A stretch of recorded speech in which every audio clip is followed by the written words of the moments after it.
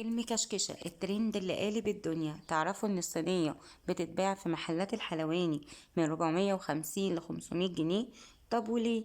تعالوا النهاردة نعمل حلويات الترند المكشكشة بلفة جلاش ونص كيلو من الحليب. هنعمل المكشكشة بأحلى طعم وأحلى شكل وبطريقة سهلة ومكونات بسيطة تقدري تعمليها في البيت. يلا بينا نعملها مع بعض ونشوف هي فعلا تستاهل تكون ترند ولا لأ.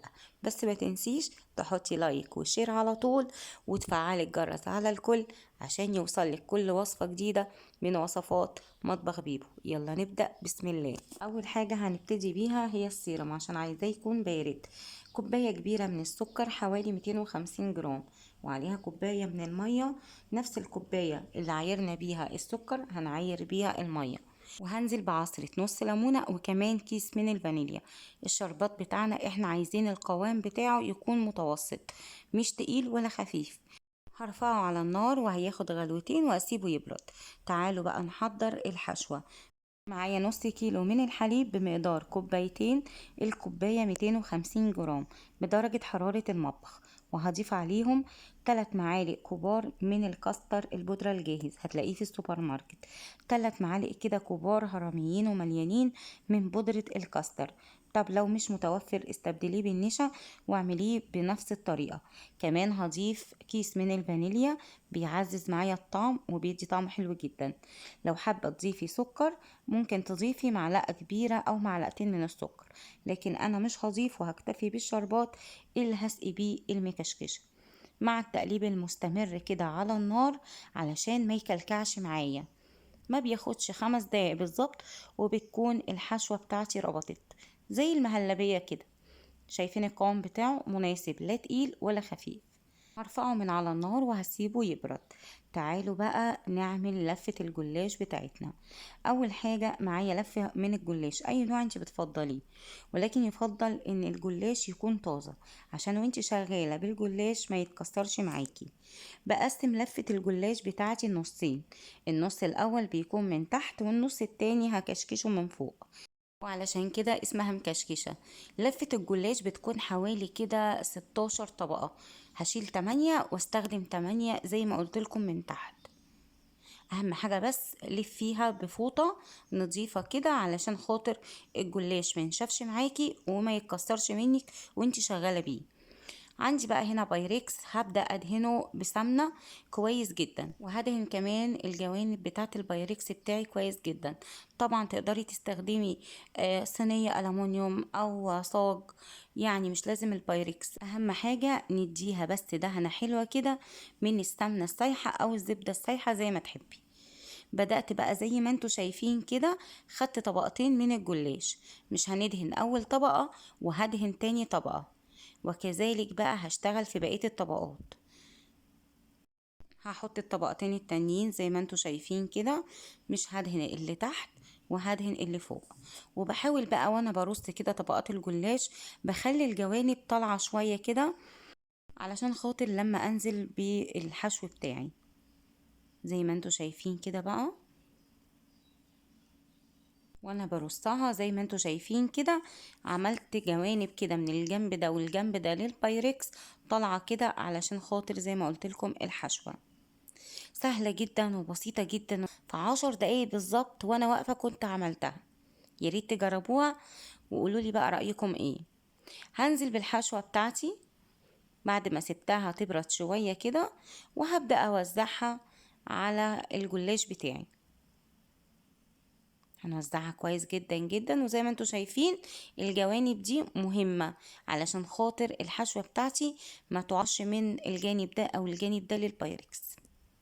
وكذلك هتتبع كده نفس الخطوات اللي احنا بنعملها لو بتعمليها في صينية ألمونيوم او في صاج علشان تطلع معاكي مظبوطة. هنبدأ بقى نشتغل في النص التاني للجلاش، وده سهل جدا.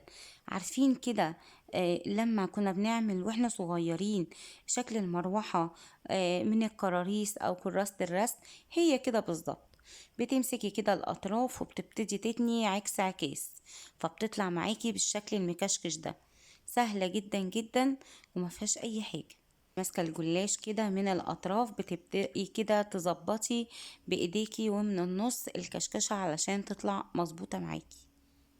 وبعد كده هترصيها بقى في البايركس سواء بالطول او بالعرض، بس انا شفت ان البايركس بتاعي يعني هنرص الجلاش فيه بالطول، المقاس مظبوط جدا. طيب فرضا لو انت مستخدمة صاج او صينية ألمونيوم وحسيتي معاكي ان الكشكشة اللي انت عملتيها في كل ورقة من الجلاش كده هتطلع كبيرة، او الاطراف بتاعتها هتكون طالعة كده من الصاج او الصينية الألمونيوم بتاعتك، هتقصيها وهتظبطيها، ما فيهاش اي مشكلة خالص. وزي ما قلت لكم تقدروا بقى ترصوها بالطول او بالعرض. سهلة جدا ومخدتش معانا اي وقت خالص، رجعتني كده لأيام الزمن الجميل ما كنا نبقى في المدرسة كده وحرانين ونمسك ورق الكراريس ونقعد كده نعمله مراوح ونلعب بيه. بس كده شايفين مفيش أسهل من كده خالص. زي ما قلت لكم لفة الجلاش قسمناها نصين، وعادة لفة الجلاش بتكون 16 ورقة، فهناخد 8 ورقات من تحت و8 ورقات كشكشناها فوق. وبكده بقى بصوا احنا كشكشنا المكشكشة. تعالوا بقى نسويها وهقول لكم على طريقة التسوية خطوة بخطوة علشان تطلع معاكي مظبوطة. طبعا انا كل ده وانا شغالة الفرن شغال عندي، بداية ما انا اشتغلت يعني بقاله حوالي ربع ساعة شغال. كل ما الفرن بتاعي يبقى سخن بيكون افضل بكتير، بيدي تسوية كده مظبوطة للمكشكشة بتاعتي، وبيدي اللون من فوق ذهبي كده من غير حتى ما هتحتاجي تفتحي عليها الشواية. طبعا قبل ما هندخلها بقى هنديها دهنة كده محترمة كده من الزبدة او السمنة زي ما تحبي. وزي ما قلت لكم انا مشغلة الفرن بتاعي اول ما بدأت اشتغل فيها، دخلتها بقى كده على الرف الأوسط من الفرن على درجة حرارة 180 درجة. خدت معايا حوالي من 25 دقيقة ل 30 دقيقة، ما احتجتش ان انا اشغل الشواية. زي ما قلت لكم طول ما الفرن يكون سخن كويس هيدي تسوية مظبوطة، وكمان هيدي اللون الجولد الذهبي اللي انتوا شايفينه ده للمكشكشة، لون حلو قوي وقمر، ومحتاجتش افتح الشواية. طيب لو انتي حاسة ان المكشكشة بتاعتك محتاجة كده تاخد لون ذهبي من فوق، هتفتحي لها الشواية بالظبط دقيقتين وهتتابعيها لحد ما تاخد اللون القمر ده. واول ما بطلعها من الفرن وهي سخنة جدا بسقيها بالشربات اللي سيبناه يبرد براحته وعملناه اول حاجة خالص. بعد كده بقى بديها رشة من السوداني او الفستق المتوفر عندك وسيبيها تبرد. بجد بجد في منتهى الطعامة. قطعيها بقى كده واستمتعي بقى بالكرمشة والقرمشة اللي فيها، والحشوة بقى مش عايزة اقول لكم في منتهى الجمال. تستاهل يا جماعة، تبقى فعلا ترند بجد بجد رهيبة، جربوها وانا متأكدة ان هي هتعجبكم جدا.